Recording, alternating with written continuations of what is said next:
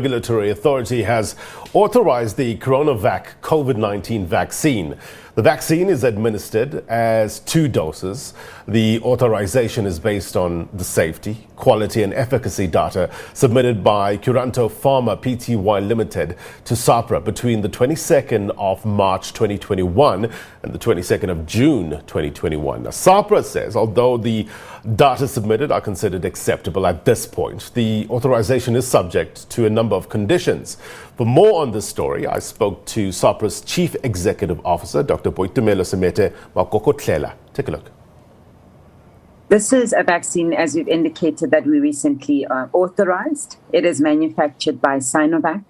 And the difference between this vaccine and the other platforms is that it is an inactivated, vaccine. And these types of platforms we've used in the past for other types of vaccines. So, it is a platform that the vaccine sector is quite familiar with. And it is a 2-dose interval vaccine. And as we indicated, we've just authorized it. Right. Efficacy, what can you tell us about that against especially the Delta variant? Yeah. So, a number of the vaccines where we will receive applications and those vaccines were not conducted, the trials were not conducted either, in South Africa, or the trials were not conducted when we had these variants of concerns in any area where they were conducting clinical trials. It is understandable that they will not have that clinical data. So what we ask for is for lab data where they indicate some efficacy against these variants of concern. And you'll note that there are then conditions to these authorization wherein we say you need to assess it as they get data around the efficacy against the variants of concern. They have to report to us on a monthly basis. And then we will then assess that data and, make a determination. So this authorization, from what you just told us, is subject to that number of conditions. Any other conditions set aside? Sure. The other conditions speak to the safety monitoring. So we do expect that the applicants work, with ourselves, that we conduct regular safety monitoring. They also what we call a risk management plan. And within that, they have to continuously assess the risk benefit of these vaccines. And so, our engagement with the manufacturers doesn't stop today with the authorization. We will be having continuous reports from the applicants. Help us understand, Doc, with regards to the process now to get shot in arms. Take us through that in layman's terms, because, people will say, okay, authorization is one thing, shot in arms is another. No, true. And this is where, our role as SAHPRA, also other stakeholders come on board, if I could say that. So we've now authorized this. The authorities will be aware of the conditions. The applicant is aware of the conditions. From a procurement perspective, it is then the national department that will then engage with the applicant. We do not get involved in matters of procurement at all. And what we're saying is if this product is procured and is then made available in the country, we then have to ensure that when it arrives in the country, we do what we call a lot release. So the product will come in, our control lab will test it to make sure that the quality that is available in the country is as per the quality we've authorized. And then they will then work with us to monitor the safety. So there's other role players that are coming on board now. Right. So on average, what's the time frames? And that I can't speak to with any authority, because this is now going to be a discussion between the procurer and the supplier of the vaccines. All right. So reducing the time taken to register COVID-19 vaccines, I understand that approving a new medicine usually takes around, 20 months on average? SAHPRA staff apparently have managed to reduce that time to less than 90 working days on average. That's a huge difference. How did you manage to get to this point? Yeah, with lots of hard work. We've had to also bring in additional experts to assist us. So at a time when we now evaluate these vaccines, we've got a team of between 20 and 25 experts that are reviewing this. So we've had to we had to supplement our team, but also, we're working throughout the clock. The critical thing also is that there's been alignment and harmonization with other international regulators. You've noted in our press release that we indicated that we have also considered the decision of the WHO. Again, I must mention that there will be continuous provision of data. So typically, under normal circumstances, when it's not a pandemic, we want the full sets of data. But we are aware that across the world, we are in this pandemic. A number of the applicants, they do have phase 3 data, but there's continuous monitoring. That's why you will note that none of the vaccines have got full market authorization across the world. All of them are emergency use listings so that we continue to monitor.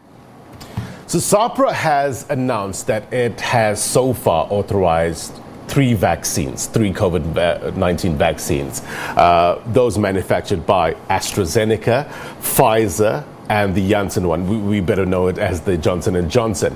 Talk to us about others, like Russia's Sputnik V vaccine, for instance. What about shots developed by China? What's the latest?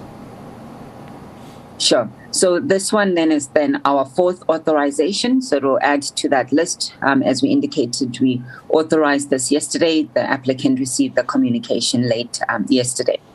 What we're currently reviewing is the Sputnik V vaccine. And we also received an application for the Sinopharm vaccine. So those are the 2 that we are currently evaluating. And while we're evaluating 2 vaccines, there may be, as we have in some instances, more than 1 applicant for that vaccine. We have not received applications from Novavax or Moderna at this point. So for now, we're looking at largely those 2. I want to talk about the regulations of that, in particular what you just mentioned now. But, many would say that safety, that quality and efficacy, these are extremely important, to get right. Talk to us about the criteria, Doctor, that is used to evaluate the COVID-19 vaccine applications. How rigorous is the process? Yeah, it's an extremely rigorous process. And, hence we even said, when we do experience the pressure for us to authorize, we continuously say we need to ensure that we apply a rigorous process. So even though it's an emergency situation, we are in a pandemic, it's important that as a regulator, we apply that stringency. So under safety, we would look at, what we call preclinical studies, data from the preclinical studies that indicate, the toxicology, and look at all the other components in the vaccine and look at what effects do these have. From a quality perspective, we would conduct an inspection of the site, either ourselves or with our partner international regulators who we then rely on them, or they rely on us if the vaccine is manufactured in South Africa. So we look at the site, does it comply with good manufacturing practices? We also look at other players in that distribution. Do they comply with good distribution practices and good wholesaling practices? We then look at a very important part also of efficacy. Now, there is guidance that we've all been provided, and we contributed to the discussions around this. So globally, we're all applying a minimum vaccine efficacy of 50%. So that's what we look at against the wild type strain.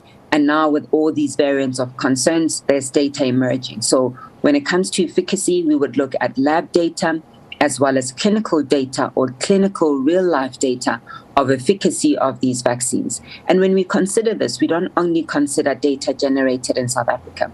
We consider data generated elsewhere because of the consistency that all of us as regulators are applying. Yeah.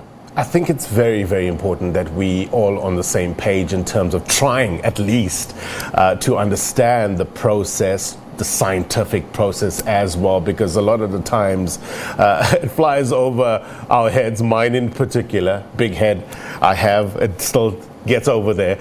But let's talk about the evaluation process and just break it down a bit.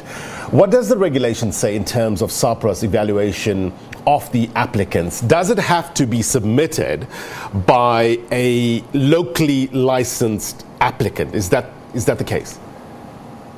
That is a minimum criteria. It has to be. So while this vaccine, let's talk about Sinovac. So while Sinovac is manufactured, in China by Sinovac, there has to be a local applicant in the country who then submits that application. And the reason why we as SAHPRA require that is that they must first be licensed. So we know that they will comply to licensing requirements and conditions, but also they have to take the accountability. So say something happens with this vaccine, we have to have an entity that we can hold accountable and responsible for that product. So it is a minimum requirement for all of the companies that we work with.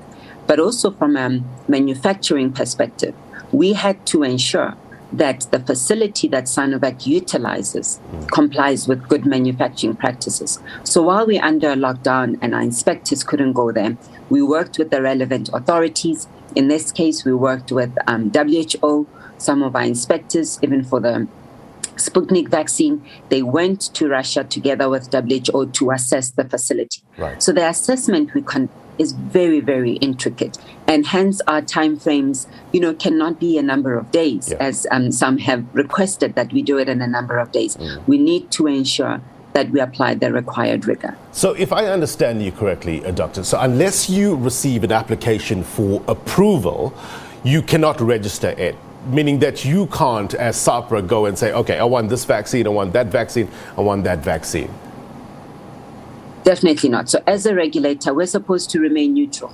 So at no point do we solicit applications. However, those in the private and the public healthcare system can engage with those manufacturers and say, the country's in need of such a vaccine. Can you submit an application? And we will look at it. Another question we've received is, does whether the product will be procured or not influence our decision? No, we look at every application. So whether there's been discussions of procurement or not, we do not concern ourselves with that. We look at the product and we would authorize the product if it meets the requirements. Some pushback. Your mandate is not only confined to medicine, it also encompasses the approval of medical devices, diagnostic tests, as well as overseeing clinical trials. One would say that's a lot on your plate. Do you have the capacity to fulfill your mandate effectively and efficiently as demand grows on a daily basis? Demand grows, but also the complexity of the products grows. Our mandate has been expanded. So we've developed our plans. We have, what we call a fit for purpose structure that we've put in place. And we know the capacity that we need to be at to be able to efficiently, as you say, execute our function. And we're nowhere near that capacity. So we are in discussions with the National Treasury and the Department of Health, the Minister, to say, we need to put more resources into us as a regulator. We need to ensure that while we charge fees, we cannot be solely dependent on that, because every regulator does need for the state to invest in it so that also we can invest in the required skill sets. Health products are becoming more and more complex. We regulate medical devices. There's elements of software, etc. So we need to be employing engineers, biomedical engineers, etc. We also regulate the area of PPE. All the ventilators that are available in the country, they had to go through SAHPRA. So our mandate is broad. And when we look at COVID, we had to dedicate a lot of our resources to addressing COVID-related products. But our business as usual continues. We've got applications for oncology drugs. We've got applications for TB drugs, HIV, and we cannot let that slip through the cracks. You do your part in terms of getting the authorization for these vaccines, but if people don't want to take it, that's another story altogether.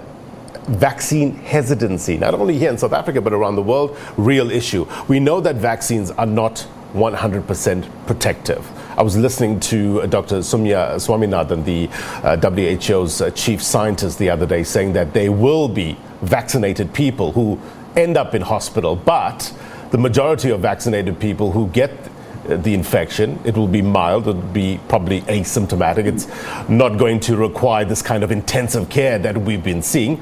Agree or disagree? No, I fully agree with her, fully. And so that's what we've seen, right? You may have seen some reports of what is called breakthrough infections. But what we're seeing, and the MRC recently published the reports from the Sisonke studies, where they indicated that there were breakthrough infections, but a large proportion of it, I think they say 94% of that was mild. So it indicates that there is indeed benefit from taking a vaccine. We know that they will reduce the severity of the disease and reduce hospitalization, and then lastly, reduce any deaths. So we would encourage the public to take these vaccines. Again, and this is why it's important that we really retain the neutrality of the regulator and the independence of the regulator. Because while we execute our work with diligence, we then aim to give the public confidence that if we are aware of any product that is not safe, we will not authorize it. You saw the decision that we made on consultation with the FDA around the non-compliance of the site in Baltimore with good manufacturing practices. And while we could have said, the country is under a lot of pressure, let's release those vaccines, we didn't. The safety of the public was paramount. And so we made the decision that based on that, we agree with the FDA, we will not release those 2 million vaccines. And that's the confidence that the public should have, that they have a regulator, they have stakeholders who will ensure that products are safe. What about Ivermectin? I was speaking to my colleague from Radio News last night, Prabashini Mudli, who actually spoke to some South Africans who still believe that Ivermectin is a cure for COVID-19. Some who have tested positive have not even completed their quarantine because they felt that Ivermectin cured them from the virus. Doc, what's your level of concern with regards to these perceptions, and to what extent are these perceptions impeding the country's fight against COVID-19, especially during this third wave? Yeah. So, our position on Ivermectin remains to be the same, and we continuously monitor any data that emerges, with this drug. There is a recent publication that came out about 2 weeks ago, and it looked at about 400 individuals in Colombia. And it showed that there is no benefit, of utilizing Ivermectin. But also, you can't say that there is no benefit. So we still have this clinical equipoise. And that's why, our perspective was that we would make it available through a compassionate use program. And what that means is if any health practitioner, based on their assessment of the patient, is of the view that they would want to administer or prescribe Ivermectin, because it can only be available through prescription, they would then apply through that process. We've got about 8 entities that have been authorized to bring in quality product. We are concerned that if people don't comply with that process, they could be taking products that are not of good quality. And therefore, we won't know what is in that medicine that they're taking. So we do urge the public to consult with their healthcare practitioners. They know the process to be followed. And if it's given to a patient, we get the report, and the doctor would monitor them and provide those reports to us. So we would like to urge the healthcare practitioners to use that mechanism and report to us, but also for the public to know that they have to make sure that they take the correct formulation. There are veterinary formulations out there, but the composition of veterinary formulations is very different from the composition and the quality requirements for human formulations. So we really would like to have the public err on the side of caution. As soon as we get data that is satisfactory, we're happy to review our decision as a regulator. Right. But as we stand at the moment, we do not encourage the use of Ivermectin for the treatment of COVID-19. So what you just said now is SAHPRA's review of the clinical studies on Ivermectin. Is that the latest in terms of treating COVID? That is the latest, yeah. Right. And, there's also been recently a publication by the National Essential Medicine List Committee, and they've also indicated it's not recommended for use except in a randomized clinical trial. So just as we wrap up, Doctor, I want to talk about Delta and what we're learning about it. It's quickly establishing itself in many countries as the dominant variant. What do we know in terms of the clinical symptoms and severity of the Delta variant? Yeah. So what we're seeing with the clinical symptoms is that it's presenting, with symptoms more like fever, a sustained headache. And again, I'm not a clinician, so I can't speak to this in authority, but we follow this as a regulator. So we're seeing that type of clinical presentation. What we are noting also is that the Pfizer vaccine as well as the Janssen vaccine that we have in the country, remain to meet the minimum threshold of efficacy, even against this variant. It is still early days, and the team just reported these results to us last week or so, so we will continuously monitor. The other observation was that the AstraZeneca vaccine that was not very effective, against the Beta variant, seems to be a lot more effective now against the Delta variant. So actually, we will be having an engagement with AstraZeneca soon. They're going to take us through all that detail, and we will then review that. So there is a lot emerging, and hence we need continuous assessment of the efficacy of the vaccines against these variants of concern. All right, that was SAHPRA's CEO, their instructive interview.